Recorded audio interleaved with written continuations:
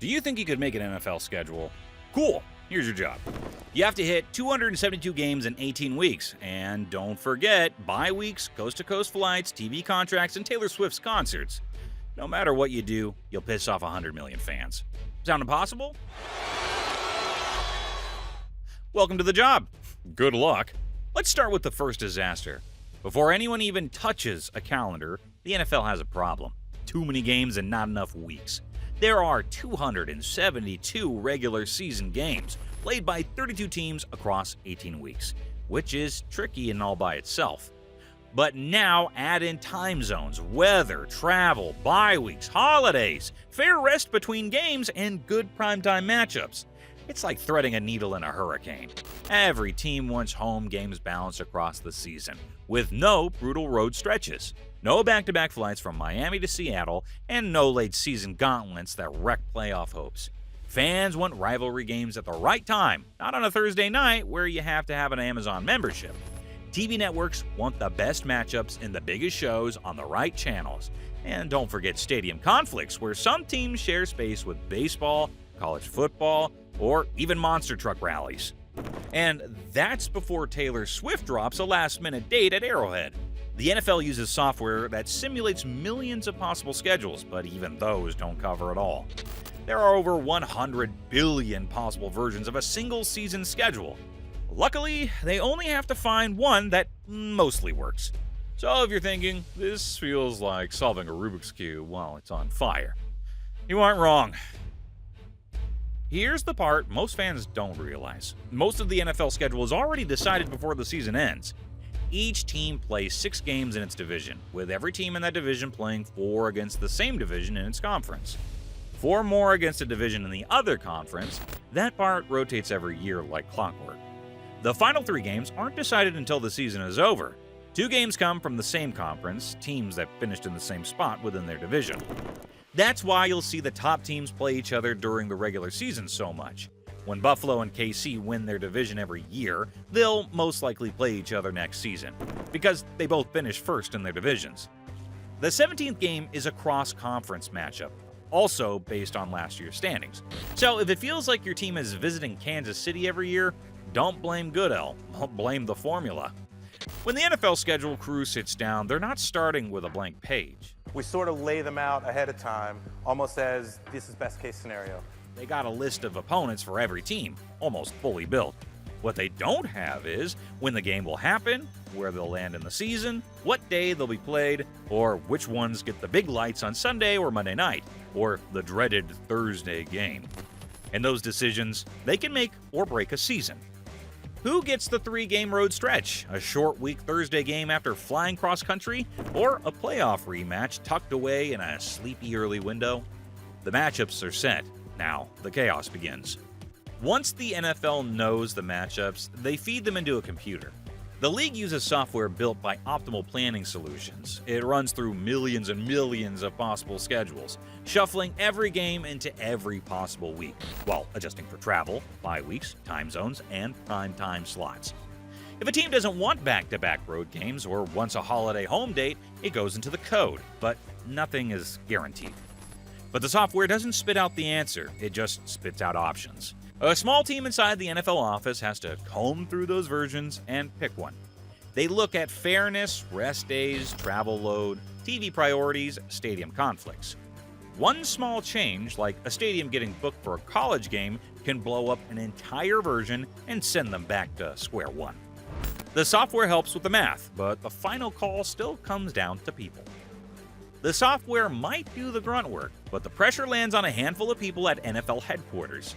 The schedule team is led by Howard Katz, VP of Broadcast Planning. He's been doing this for 2 decades, and every year he and his crew try to solve a problem with no real solutions.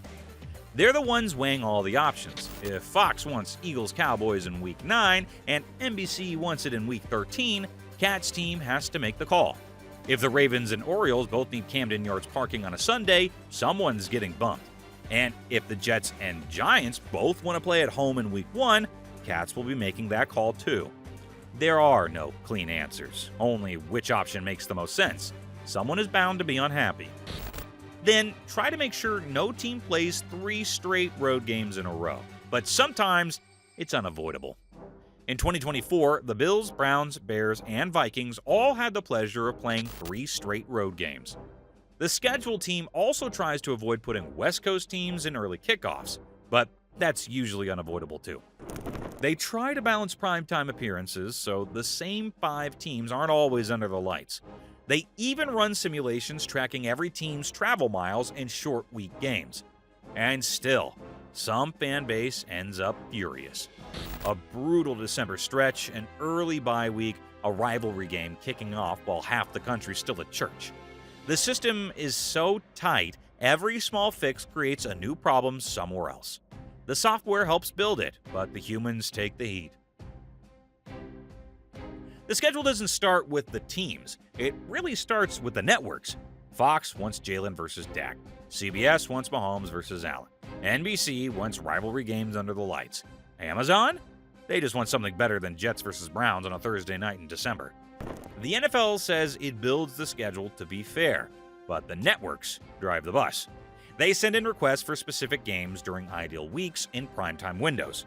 While the league tries to solve the Rubik's Cube, the networks can't have everything, but they get plenty. That's why some teams show up under the lights 5 times a year, while others barely make it once. If your team isn't drawing numbers and it's stuck in the early window, you can most likely blame the networks. Sunday night is the league's spotlight. Monday comes next. Thursday's trickier. The NFL tries to give Amazon a few solid games, but someone's always getting stuck with Falcons versus Panthers in the rain. It's football, but it's also a TV show. Every May, fans crowd around the schedule drop like it's draft night all over again.